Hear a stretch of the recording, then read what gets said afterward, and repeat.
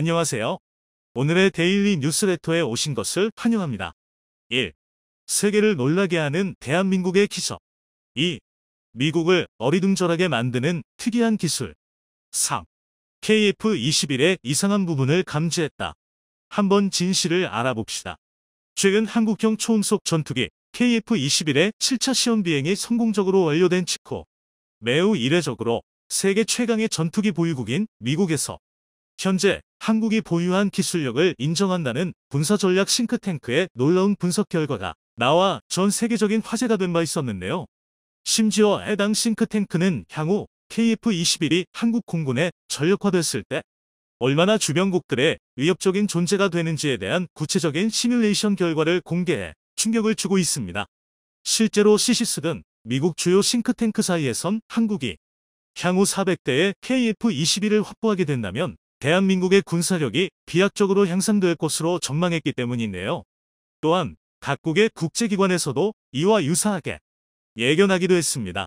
더욱 충격적인 사실은 이들 매체들에서 2030년대 이후 한국의 차세대 전투기의 배치가 마무리되는 시점에서 만약 중국과의 관계가 악화돼 군사적 대립이 생길 시 이전까지는 전혀 상상하지 못한 놀라운 결과가 나오고 있다고 분석했다는 점이었는데요. 즉 KF-21 수행여 대가 베이징 상공에 뜨기만 해도 역대급 뱅 스펙을 자랑하는 중국의 일대의 방공망을 손쉽게 무력화시키는 것은 물론 이후부터는 현무 미사일과 미국의 전략 폭격기 등으로 중국의 인민해방군의 주요 군사시설들을 괴멸시킬 수 있을 것이라고 평가하고 있습니다. 이처럼 미국 싱크탱크뿐만 아니라 다수의 외신들에서조차 KF-21의 능력을 매우 높이 사고 있는 결정적인 이유는 바로 현재까지 나온 모든 KF-21의 시제기들의 아르스트라 불리는 적외선 탐색 추적 장비가 탑재되어 있기 때문이었습니다. 여기에서 아르스트라 앞은 위협 표적을 신속하게 탑지 추적하고 적외선 영상 정보를 파일럿에게 제공하는 경량화된 적외선 센서를 뜻하는데요. 쉽게 설명하자면 아르스트는 적외선 센서를 사용해서 기존 레이더가 탑재해내지 못하는 영역에 물체를 확인하거나 추적할 수 있는 기능을 제공해주고 있습니다. 심지어 이 기능은 실전에서는 전파방사 통제 상황에서 전투기가 은밀하게 작전을 수행할 수 있게 해주고 적에게 최대한 노출되지 않고서 적기를 파괴할 수 있도록 도와줍니다. 여기에 더해 또한 적의 RWR 장치에도 걸리지 않고 ECM의 방해를 받지 않으면서도 일정 거리 이내에서 다른 레이더보다 더욱 정밀하게 적군의 위치를 파악할 수 있도록 해주는데요. 더욱 충격적인 사실은 이 압도적인 성능을 발휘하는 아르스트 기술력이 무려 수십 년 전에 이미 개발이 완료되었던 구식 기술력이라는 점입니다. 그렇다면 여기에서 한 가지 의문이 생길 수밖에 없는데 현존하는 최강의 전투기라 불리는 스텔스기를 찾아낼 수 있는 압도적 성능의 아르스트가 왜 지금까지 각광을 받지 못했으며 과거에 나온 기술력을 탑재한 KF-21이 현재 다시금 전 세계적인 주목을 받고 있는 것일까요? 우선 현재 세계 각국의 전투기 기술력의 척도가 되고 있는 것이 바로 스텝스 기술이라는 점을 주목해야 하는데요. 아시다시피 스텔스기는 적군의 레이더망에 걸리지 않도록 하는 첨단 소재가 적용된 비행기로서 주로 적의 진영에서 은밀한 공습이나 탐색을 하는 핵심 임무를 수행하고 있습니다. 여기에서 스텔스기가 적에게 포착되지 않는 이유는 바로 적군이 쏘는 레이더 주파를 스텔스기에 사용된 RAM 도료나 스텔스기 구조로 제작된 레스 구조로서 전파를 완벽하게 상쇄시키는 기능을 보유하고 있기 때문이네요. 그러나 최근 이처럼 완벽하고 은밀한 기동으로 공중전의 게임 체인저인 줄로만 알았던 스텔스기에도 치명적인 약점이 드러나게 되었습니다. 그것은 바로 스텔스기에서 발생하는 엔진열과 비행 중 발생하는 열 에너지까지 모두 상쇄시킬 수 있는 기술력을 가진 국가가 없다라는 것이었는데요. 모든 물체는 열 에너지를 가지고 있고 뜨거울수록 높은 열 에너지를 방출하고 있습니다. 아르스트는 이러한 열 에너지의 파장을 시각적으로 볼 수 있도록 고안된 장치이죠. 강력한 엔진을 장착한 전투기의 경우 당연하게도 엄청난 열 에너지를 방출할 수밖에 없고 특히 공중에 있을 경우에는 차가운 대기로 인해 더욱 쉽게 탑재가 될 수 있는 것입니다. 실제로 이런 이유 때문에 일찍이 미군은 아르스트 기능을 F-101, F-102, F-106 등의 항공기에 적용했었습니다. 그런데 당시 개발 초기 단계였던 아르스트의 기술력으론 겨우 수킬로미터를 탑색하는 것이 고작이었고 시간이 지남에 따라 더 먼 거리의 정보를 탑재할 수 있고 보다 정확한 정보를 전달해 줄 수 있는 레이더 기술력의 발전으로 인해 이 아르스트는 역사 속으로 잊혀지는 듯 했습니다. 특히 1960년대 이후 미국의 레이더 기술력이 폭발적으로 발전하에 따라 미국은 완전히 아르스트 기술력을 버리고 레이더 기술력에 집중을 한 결과 현재 미국의 F-15, F-16, FA-18 등 4세대 전투기에서는 아르스트를 채택하지 않고 모두 강력한 레이더로 무장해 전장을 지배해 나갈 수 있게 되었죠. 이와는 달리 1970년대 스텔스 기술력이 미국에 비해 현격하게 떨어졌던 소련은 아르스트 기술력에 더욱 매진을 하게 되고 이후 이를 더욱 발전시켜 미그 29, 수 27 등의 기본으로 장착했지만 이 당시에도 역시 미국의 첨단 레이더에 비해 성능이 현격하게 떨어진다는 혹평을 받아왔습니다. 그런데 아이러니하게도 5세대 전투기인 스텔스 전투기의 등장으로 인해 아르스트 기술력이 재조명되기 시작했는데요. 스텔스기는 레이더, 적외선, 유관 등의 시스템으로부터 탐지되는 것을 막기 위해 고안되었는데 가장 최우선적 고려사항으로 채택된 것이 바로 레이더 저피답 능력이었습니다. 그렇기 때문에 필연적으로 고출력 엔진을 활용하고 있는 스텔스기 역시 엄청난 엔진 열에너지를 줄이는 것이 어려웠고 또한 막강한 출력으로 인해 비행 중 발생하는 열에너지까지 상당해 결국 열에너지의 파장을 탐색하는 아르스트에게 쉽게 노출이 될 수밖에 없었던 것이었죠. 심지어 초기 미국과 소련이 채택했던 아르스트 기술력의 경우 답색거리가 수 킬로미터밖에 되지 않았지만 최근에는 센서 기술력 등의 발달로 인해 무려 100km 거리에 있는 전투기까지 감지해낼 수 있도록 개발돼 현재 스텔스기를 찾아낼 수 있는 핵심 기술로서 급부상하게 된 것이었습니다. 때문에 그간 적국의 스텔스기를 찾아낼 기술력이 없었던 다수의 국가들에선 이런 열에너지를 탐지할 수 있는 아르스트 기능을 보유한 전투기를 도입하기 위해 혈안인 상황인데요.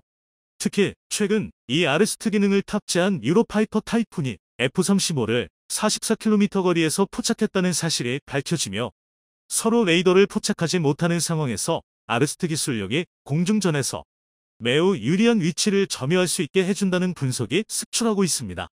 결정적으로 이러한 기술력을 벌였던 미국조차도 최근 부랴부랴 아르스트 기술력을 발전시키고 자국의 전투기에 추가적으로 탑재하고 있을 정도이니 현재 아르스트 기술력이 얼마만큼 각광을 받고 있는 것인지 매우 잘 드러나고 있는 것 같습니다.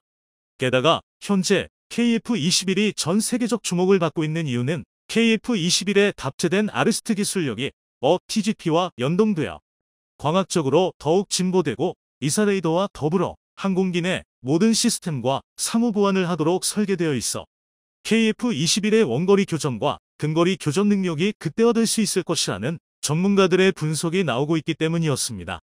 심지어 최근 중국이 KF-21의 부족한 무장 탑재량과 떨어지는 스텔스 성능을 조롱하며 자국산 스텔스 전투기의 육중한 덩치로 인한 무장 탑재량을 자랑한 바 있었는데요. 그러나 수많은 외신들에서 이미 노출되었다시피 중국이 그토록 자랑하는 스텔스 전투기는 그 육중한 덩치에 걸맞지 않게 엔진 기술력이 처참할 정도로 떨어져 교전 시 부족한 전투기의 추진력을 내기 위해 애프터버너를 필연적으로 사용할 수밖에 없다는 분석이 나온 바 있습니다. 그렇게 되면 당연하게도 아르스트를 탑재한 KF-21의 답지거리에 손쉽게 포착되기 때문에 중국이 그토록 자랑하던 스텔스 기능은 이미 완벽하게 무력화된 것이나 다름이 없으며 공중전에서 무장 탑재량을 포기하지 못하는 육중한 덩치 역시 기동력을 떨어뜨리는 결정적인 역할을 해 치명적인 단점이 될 것이라고 분석되고 있습니다. 특히 우리 군은 2028년까지 우선 40대의 이 아르스트 기술력을 탑재한 전투기 배치로 시작해 2032년까지 80대를 추가 배치할 예정이며 도합 120대의 전투기를 운용하겠다는 입장을 밝히고 있는데요. 심지어 향후 수출 실적이 늘어날 시 양산 단가는 대폭 줄어들기 때문에 이미 우리 공군은 향후 수백 대 이상의 추가 양산의 의지도 드러내고 있는 상황입니다. 특히 얼마 전 한국이 개발한 스텔스 신소재는 현재 아르스트화 기술력과 더불어 향후 KF-21이 4.5세대 전투기를 넘어 단숨에 5세대나 6세대 전투기로 거듭날 수 있다는 긍정적 전망치들이 속출하고 있습니다. 심지어 해당 신소재는 미국도 기술 난이도가 너무 높아 양산을 포기해버렸던 기술력이기 때문에 현재 세계 각국에 엄청난 관심이 집중되고 있는 상황인데요. 아르스트 기능이 아무리 발전됐음에도 불구하고 최근 최신의 전투기는 스텔스 기술이 있느냐 없느냐로 나뉠 정도로 첨단 전투기의 척도가 되고 있습니다. 그리고 여기에는 어떤 스텔스 기술이 들어갔느냐에 따라 전투기의 성능이 좌지우지된다고 해도 과언이 아닌 상황이죠. 그래서 전 세계의 군사 열강들에선 전투기의 생존력을 높이기 위해 스텔스기가 아니더라도 기본적으로 스텔스 소재를 기존 전투기에 접목시키고 있을 정도입니다. 또한 이 때문에 현대의 공중전도 스텔스 전투기에 맞서는 무기체계로 변화되고 있는데요. 실제로 스텔스 전투기를 공격하는 미사일은 주로 레이저 유도 미사일을 채택하고 있습니다. 레이저 유도 미사일은 레이저를 표적에 비췄을 때 빛이 표적의 표면에서 상건되기 때문에 이때 되돌아오는 광원의 양을 이용해 미사일을 유도하는 방식입니다. 때문에 레이더에 탐지되지 않는 스텔스 전투기들을 상대로 아르스트와 더불어 매우 효과적인 공략법으로 거론되고 있는데요. 이것이 바로 앞서 언급한 TGP인 전자광학 표적 추적 장비입니다. 그러나 여기는 치명적인 문제가 있었습니다. 바로 레이저 광을 완전히 흡수하는 기체 표면을 구현한다면 날아오는 미사일을 유도하는 상광광의 발생을 억제할 수 있게 되는 것이죠. 그런데 이 엄청난 기술을 얼마 전 한국이 독자적으로 개발에 성공해낸 것이었는데요. 실제로 국내 연구진이 공개한 영상 사진을 살펴보면 기존 소재의 물체는 빨간색으로 선명하게 드러나는 반면 한국이 개발한 소재가 적용된 물체는 거의 식별이 불가능할 정도로 방사 신호를 저감하고 있는 것을 볼 수 있습니다.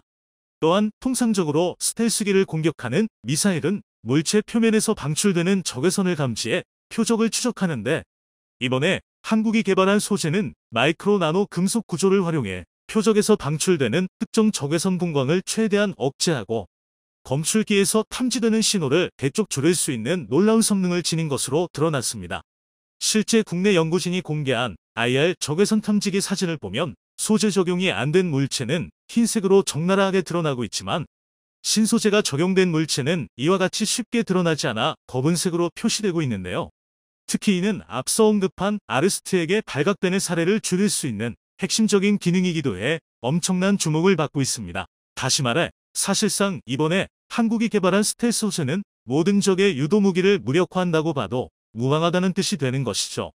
결국 적이 보유한 반 스텔스 탐지 장비에는 탈취되지 않으면서도 검출되는 신호가 극히 미약해 미사일 조준이 완전히 불가능해져 오직 유관만으로 포착해 기체에 탑재된 기관포만으로 KF-21을 상대해야 한다는 말이 되는 것입니다.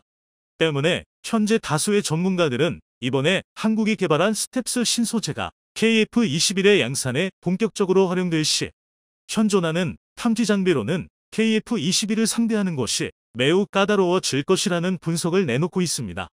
실제로 이 때문에 그간 한국의 KF-21을 폄하하기 바빴던 나라들에서 극도의 당혹감을 표출하고 있는 상황인데요. 앞서 언급한 중국은 물론이고 최근 영국과 6세대 전투기를 공동 개발하기로 결정하며 4.5세대에 불과한 한국의 KF-21은 향후 무용지물이 될 것이라던 일본에서도 엄청난 당혹감을 드러내고 있습니다. 이처럼 주변국들의 노골적인 압박과 조롱 속에서도 오직 자주국방이라는 일념 하나로 끊임없이 기술 발전을 추구해온 우리 기술진들 덕분에 지난 수십 년간 우리의 어머니였던 자주국방이 점차 실현되고 있는 것 같습니다. 한국이 전투기 엔진 국산화에 이어 스텔스 엔진까지 우리 기술로 만들겠다고 선언하며 세계 항공기 시장에 또 다른 파란을 예고했습니다. KF-21 보라매를 완전한 스텔스 성능을 갖춘 5세대 전투기로 만들겠다는 것인데요. 5세대급 스텔스 성능을 갖추기 위한 각종 기술들은 이미 개발이 완료된 상황이라고 합니다. 여기에서 멈추지 않고 6세대 전투기로 향할 기술 연구까지 진행되고 있다고 알려져 충격을 주고 있는데요. 무슨 일이 일어나고 있는 건지 자세한 소식 알아보도록 하겠습니다. 북한이 전투기 150여 대를 동원한 대규모 훈련을 실시했고 이에 한국군은 스텔스 전투기 F-35A를 출격시켜 대응했었습니다. F-35 전투기를 도입한 이래로 이루어진 첫 실전 투입이었는데요. 재래식 전투기 몇 대가 모이든 5세대급 스텔스 전투기를 상대할 수 없다는 자신감을 보여주었습니다. 수차례의 시험 비행을 통해 완성도를 높여나가고 있는 KF-21 보라매도 이제는 4.5세대를 넘어 완전한 5세대 스텔스 전투기로 거듭나기 위한 연구가 진행 중인데요. 그렇다면 스텔스 전투기로 거듭난 KF-21이 기대만큼 무시무시한 성능을 보여줄 수 있을까요? 현대전에서 스텔스기가 제대로 된 실전을 치른 사례가 거의 존재하지 않지만 모의전에서 직접 스텔스기를 상대해본 파일럿들은 하나같이 전장에서 스텔스 전투기가 얼마나 공포스러운 존재인지 치를 떨면서 증언했습니다. 은퇴한 미 해병대 소속 파일럿 된 플랜니 소룡은 FA-18 슈퍼호넷을 타고 비행하던 도중 스텔스기를 처음 마주했을 때 느꼈던 참담한 무력감을 결코 잊지 못한다고 말했습니다. 나는 그를 겨냥할 방법이 없었고 나를 방어할 방법도 없었다. 플랜니 소룡은 수년간 실전을 가정한 훈련을 받아왔었음에도 레이더에 포착되지 않는 스텔스 전투기가 근접해 있다는 것을 깨달은 순간 극심한 공포감에서 벗어날 수 없었다고 합니다. 스텔스 전투기가 역사상 가장 비싼 무기체계라고 비판받고 있지만 스텔스 전투기의 진정한 강점은 예산 편성안에서 나타나지 않는다고 말했습니다. 대중이 깨닫지 못하는 것은 정보의 차이가 전장에서 얼마나 우세하게 작용하는지 모른다는 것입니다. 스텔스기의 공포는 스텔스기를 찾아야 한다는 생각에 사로잡히게 하는 것입니다. 모든 레이더와 통신망이 스텔스 전투기를 찾기 위해 동원되고 파일럿과 지휘부는 보이지 않는 적으로 인해 패닉 상태에 빠집니다. 스텔스 전투기 하나로 전선이 완전히 붕괴되어 버릴 수도 있는 것이죠. 이처럼 스텔스기라는 새로운 무기체계는 전장에서 광범위하면서 파괴적인 위력을 발휘합니다. 그렇기 때문에 한국군은 F-35A 스텔스 전투기를 도입했을 뿐만 아니라 KF-21 보라매가 완전한 스텔스 전투기가 될 것을 요구하고 있는 것이죠. 한화에어스페이스 항공엔진연구개발센터장 강석철 상무는 한국의 스텔스 전투기 엔진 개발이 가능한가를 묻는 질문에 다음과 같이 답변했습니다. 스텔스기를 제작할 때 엔진 코어에 추가할 기능이 그렇게 많지 않습니다. 스텔스기의 엔진을 제작하기 위해선 엔진 자체보다는 전면에서 공기를 흡입하는 인테이크 덕트, 뒷면에서 배기가스를 배출하는 배기 덕트 부분에 스텔스 설계가 이루어져야 합니다. 인테이크 덕트의 경우 저피탐용 형상 설계와 특수 코팅을 통해 레이더 유효 반사 면적을 줄일 수 있습니다. 배기 덕트의 경우 엔진에서 내뿜어지는 배기가스의 온도가 문제가 되기 때문에 고온의 배기가스 온도를 낮추어 적외선 신호를 줄여야 합니다. 온도를 낮추기 위해 배기 덕트의 형상 설계 혹은 바이패스 믹서를 장착하게 됩니다. 현재 이러한 스텔스 형상 설계 연구가 완성 단계까지 진행되고 있습니다. 강석철 센터장은 스텔스 엔진 개발에 강한 자신감을 보였습니다. 대한민국의 국격과 안보를 위해서 항공 엔진 개발해야 합니다. 개발을 시작하면 반드시 짧은 시간 안에 빠르게 개발할 수 있습니다. 현재 스텔스 엔진을 제작하기 위해 기초 단계에서부터 기술 개발이 진행되고 있습니다. 문승욱 산업동상자원부 장관은 2022년 항공우주인 신년 인사회에서 관계부처와 제트기급 첨단 엔진 개발을 적극 검토하고 있다고 밝혔습니다. 우선 본격적인 제트기급 엔진 개발에 앞서 스텔스 무인기용 터보팬 엔진이 개발되고 있는데요. 본래 5,000파운드 추력을 목표로 계획되고 있었는데 현재 8,000에서 1,000파운드까지 목표 수치가 높아졌습니다. 개발 과정에서 우리의 기술 수준이면 출력을 높이는 것도 충분히 가능하다고 판단한 것이죠. 이는 현 단계에서도 FA-50급의 엔진까지 제작이 가능하다는 것을 의미합니다. 완성 단계에 다다른 무인기, 터보 엔진을 기반으로 엔진 계열화를 통해 무인기, FA-50, KF-21기까지 동일한 국산 엔진을 장착할 것으로 예상되고 있습니다. 출력을 높인 엔진을 FA-50에 KF-21에는 2대의 엔진을 장착하는 것이죠. 이러한 엔진 계열화를 통해 비용을 절감하고 개발 시간을 단축할 수 있을 것으로 기대받고 있습니다. 그리고 현재 터보 엔진을 뛰어넘는 한 단계 고차원의 엔진 개발이 계획되어 있기도 합니다. 일반적인 터보 엔진은 압축기를 통해 압축된 공기를 연소시켜 발생한 고압고온의 가스 에너지로 터빈을 돌려 추력을 발생시킵니다. 반면 램제트 엔진은 압축기가 없이 고속 비행 시 발생하는 기압으로 공기를 압축하여 연소시킵니다. 마하 0.5 이하의 낮은 속도에서는 추력을 얻는데 별 도움이 되지 않지만 일단 비행치가 마하 2에서 4 정도에 도달하게 되면 효율이 극대화되고 대기권에서는 로켓보다 우수한 성능을 발휘할 수 있습니다. 때문에 대기권 안을 비행하는 미사일이나 고고도 전략정찰기 SR-71 블락버드와 같은 특수한 비행체에 적용되어 왔는데요. 이를 전투기에 적용하기 위한 연구가 국내에서 진행되고 있다고 합니다. 현재 터보램제트용 초음속 터보 엔진을 개발하기 위한 요소 기술 연구가 한국항공우주연구원의 주도 아래 이루어지고 있는데요. 두 엔진의 장점만을 흡수하여 아음속부터 초음속 영역까지 최상의 열 효율을 발휘할 수 있을 것이라고 합니다. 완성된다면 5세대를 뛰어넘는 16세대 전투기로 도약할 수 있는 기술을 확보하게 되는 것이죠. 전투기의 스텔스 성능을 확보하기 위해서는 스텔스 엔진 설계와 함께 레이더 반사 면적을 줄이는 저비탄 설계가 핵심 과제입니다. 지금의 KF-21은 무장이 외부에 장착되어 있어 완전한 스텔스기라고 할 수 없습니다.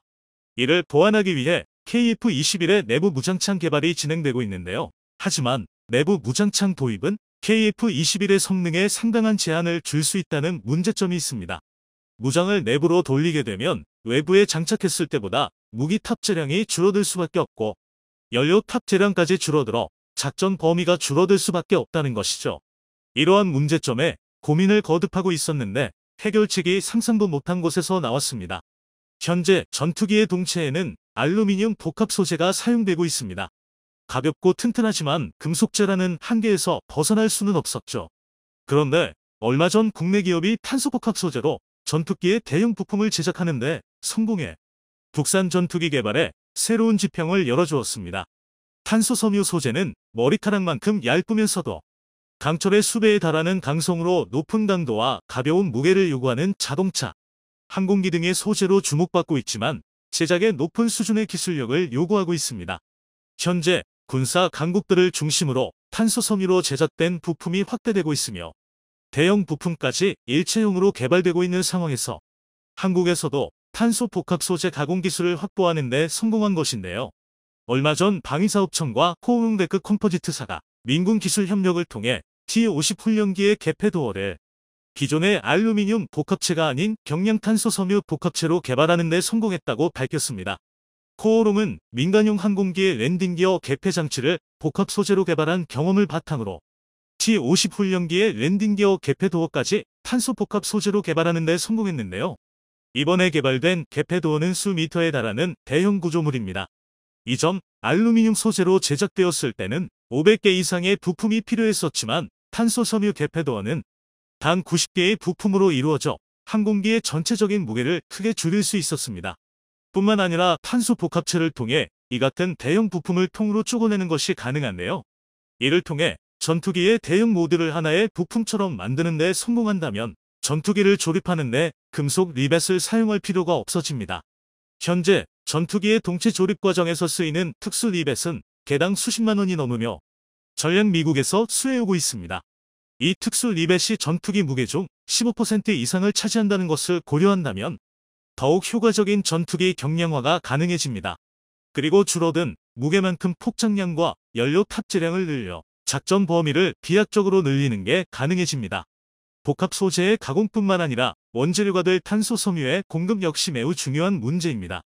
현재 복합 소재 시장은 미국과 일본, 독일에서 독점하고 있는데요.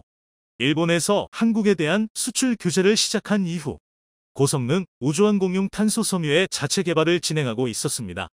그리고 지난 12일 효성 첨단 소재에서 초고강도 특수 탄소 섬유를 개발하는 데 성공했다고 밝혔습니다. 이번에 개발한 H3065 탄소 섬유는 강도가 철보다 14배 이상 높고 기존 소재보다 훨씬 가벼우면서도 높은 탄성을 가지고 있습니다. H3065와 동급의 T1000급 탄소 섬유는 최신 항공기의 동체 및 부품, 인공위성을 비롯한 우주발사체 등 우주항공 및 방위산업의 다방면으로 사용되고 있어 그동안 수입에 의존해왔던 복합 소재 수요를 상당 부분 대체할 수 있을 것으로 기대받고 있습니다. KF-21 전투기의 시험 비행이 순조롭게 진행되고 있으며 완전한 스텔스 성능을 갖추기 위한 기술 연구도 완성 단계에 도달했습니다. 스텔스 성능을 갖춘 KF-21이 전력화되는 순간 한국의 공군 전력은 동아시아 최강이 된다고 해도 과언이 아닐 것입니다. 아시아의 하늘을 지배할 보라매가 완성되는 그날을 손꼽아 기다려봅니다.